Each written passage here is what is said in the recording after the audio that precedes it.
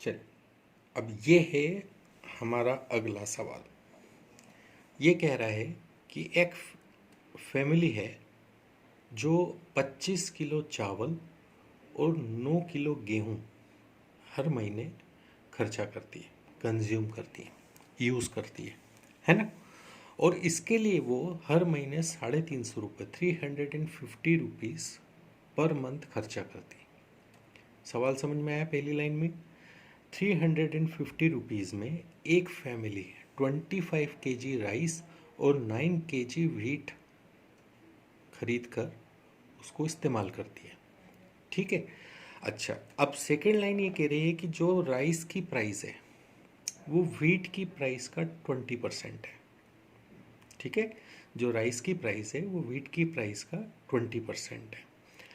अब अगर price of wheat is increased by 20%, अगर गेहूं की कीमत 20% बढ़ जाए तो बताओ, find the percentage reduction in consumption of rice. चावल का इस्तेमाल कितना कम कर दे कि जितना पैसा वो हर महीने खर्चा करते थे उतना ही पैसा उनको खर्चा करना पड़े। सवाल समझ में आया?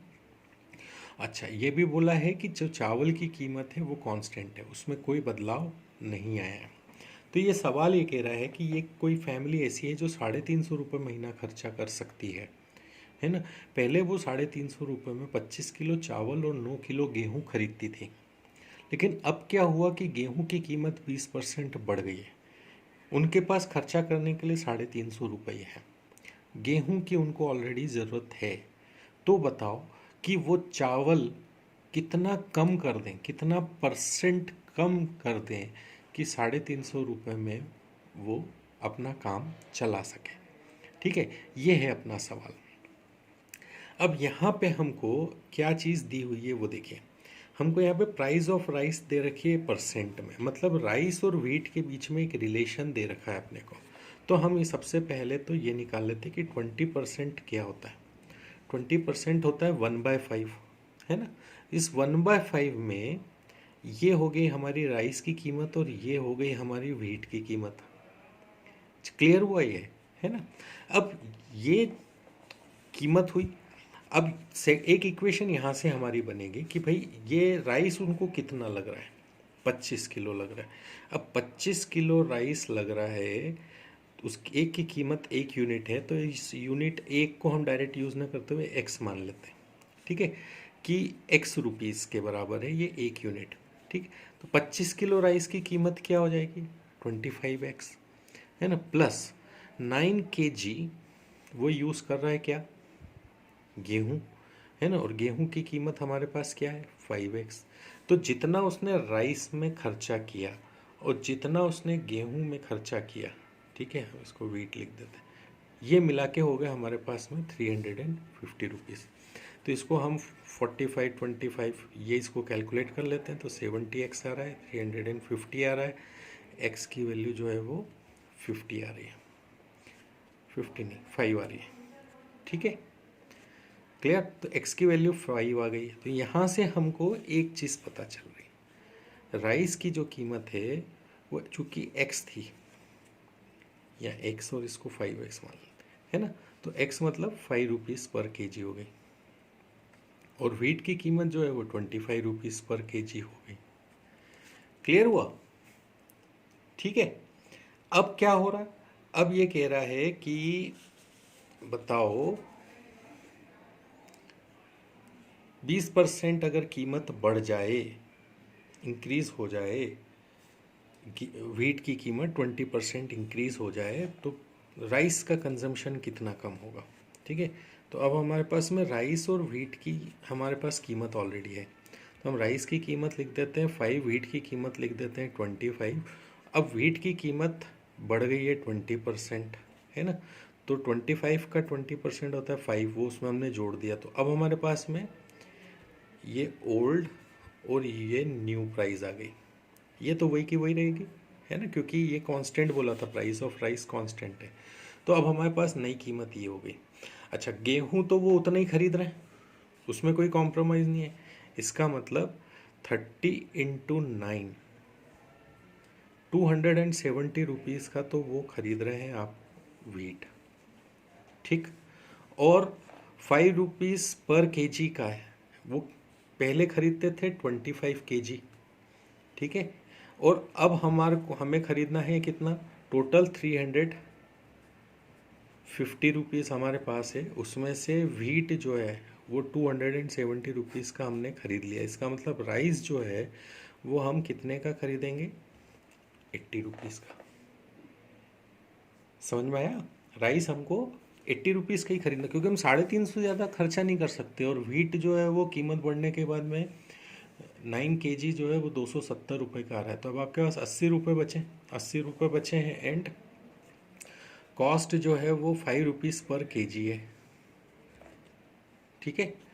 तो नंबर ऑफ केजी, कितने केजी इस्तेमाल कर रहे, कितने केजी यूज़ होगा, राइस इन केजी हम निकाल सकते हैं। 80/5 मतलब कि 16 kg।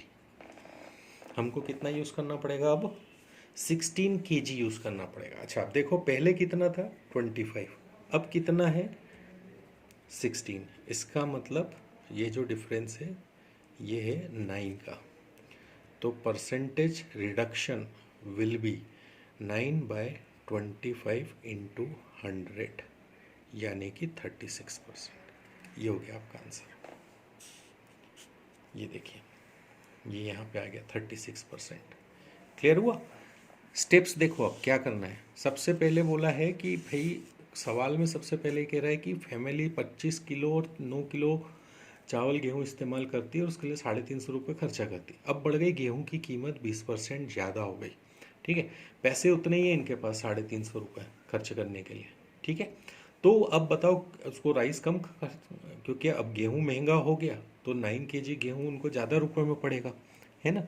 अब 350 से ज़्यादा वो खर्चा कर नहीं सकते, इसका मतलब राइस उनको कम खरीदना पड़ेगा। तो कितना परसेंट कम खरीदना पड़ेगा। तो पहले वो 25 किलो खरीदते थे, तो अब हमारा टारगेट ये हो गया कि पहले 25 किलो आ रहा था, तो अब कितने किलो आ रहा है ये पता लगा लें। तो इसके लिए हमको सबसे पहले तो राइस की और केजी वीट की प्राइस जो है वो प्रेजेंट प्राइस पता करनी पड़ेगी, है ना। उसके लिए रिलेशन दे रखा है कि ये 20% है वीट का। कोई बात नहीं, हमारे पास price in terms of percent दे रखी है और consumption in terms of KG दे रखा है और टोटल कंजम्पशन दे रखा है ₹350।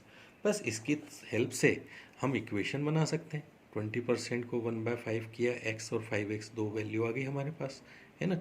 अब 25 किलो x रुपए का और 9 किलो 5x रुपए का मिला के 350 हुए, तो यहाँ से हमारी आ गई x की वैल्यू, ठीक है। ये x की वैल्यू हमने यहाँ पे रख दी, तो हमारे पास में राइस और वीट की प्राइस पर केजी आ गई, ठीक। हमने उस पर एक चार्ट बना लिया कि भाई राइस ₹5 पर केजी का है, वीट ₹25 केजी का है। अब वीट की प्राइस बढ़ा दी 20%, तो नई प्राइस आ गई हमारे पास 5 और 30। अब हमें 9 kg तो ख़रीदना ही है वीट, तो 9 kg पहले वीट खरीद लेते हैं। तो 30 × 9 करके 270 का हमने वीट खरीद लिया। अब ₹350 हमारे पास में थे, 270 का हमने वीट खरीद लिया, तो हमारे पास में बचे कितने, ₹80 बचे। ₹80 में ₹5 के भाव से आप 16 किलो खरीद पा रहे हो। ये पहुंच गए हम वहाँ तक, फाइनली हम कितना खरीद पा रहे हैं। पहले 25 kg खरीद रहे थे, अब 16 kg खरीद रहे हैं। तो इसका मतलब हम कितने kg कम खरीद पा रहे हैं, 9 kg, है ना।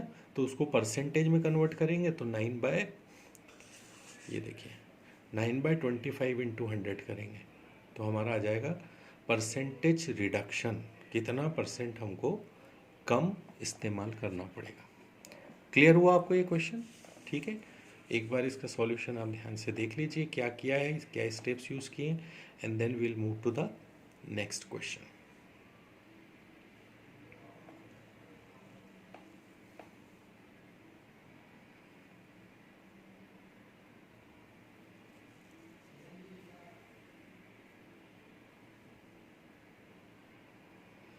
चलिए नेक्स्ट क्वेश्चन पे मूव करते हैं, देखते हैं कि ये क्वेश्चन क्या कह रहा है। ये क्वेश्चन कह रहा है कि जब कोई स्टूडेंट है वो 30% मार्क्स स्कोर करता है तो वो 5 मार्क्स से फेल हो जाता है, पर जब वो 40% मार्क्स स्कोर करता है तो उसके पासिंग मार्क्स से 10 मार्क्स और ज़्यादा ही आते हैं। तो बताओ मैक्सिमम का मार्क्स कितने थे और पासिंग परसेंटेज कितना था। सवाल समझ में आया। 30% मार्क्स आने पे 5 नंबर से फेल हो रहा है और 40% मार्क्स लाने पे उसके 10 मार्क्स ज़्यादा आ रहे हैं। इसका मतलब 30 से 40% के बीच में कहीं पे पासिंग मार्क्स हैं। ठीक है, वो हमें पता लगाना है। तो सबसे पहले तो हम लिख लेते हैं परसेंटेज और मार्क्स का एक चार्ट बनाएंगे, है ना, जो हमने पहले भी किया था उसी टाइप का थोड़ा सा ये क्वेश्चन है। 30% मार्क्स पे यहाँ पे -5 हो रहा है, 40% मार्क्स पे उसको +10 हो रहा है ना। मतलब ये गैप कितने आ रहा है, 15 मार्क्स का, और ये गैप कितना आ रहा है, 10% का। इसका मतलब 1% जो है वो कितने मार्क्स के बराबर हो गया, 1.5 मार्क्स के बराबर। ये चीज़ समझ में आई या नहीं। आप बोलेंगे 5 और 10 जो है 5 क्यों हुआ, ये गैप है। ठीक है, 10 में से 5 माइनस नहीं किया हमने, ये गैप है। ये passing mark cut off level से 5 उधर और ये 10 इधर, तो मतलब टोटल तो गैप 15 का हो गया ना। तो ये वो गैप है, मार्जिन गैप। ठीक, अब इसके बाद में हमको ये पता है 1% 1.5 के बराबर है, तो इसका मतलब पहले सवाल का जवाब मिल गया। 100% किसके बराबर होगा, 1.5 इंटू 100 यानी कि 150 मार्क्स।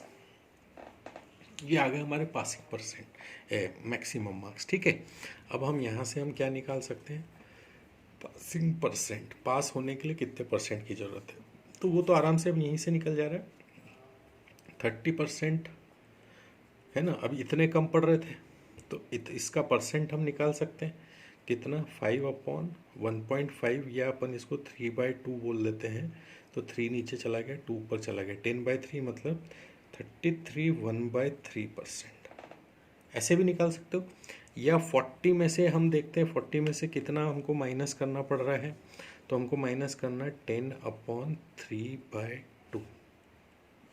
ठीक है, मतलब 6:2/3% हमको माइनस करना है। तो 6:2/3%, 40 में 6 की बजाय 7 माइनस करेंगे 33 हो जाएगा। और फिर उसके बाद में जो 1/3 आएगा, 3 में से 1 माइनस करेंगे तो 3 में से 2 माइनस करेंगे तो 1/3 आएगा।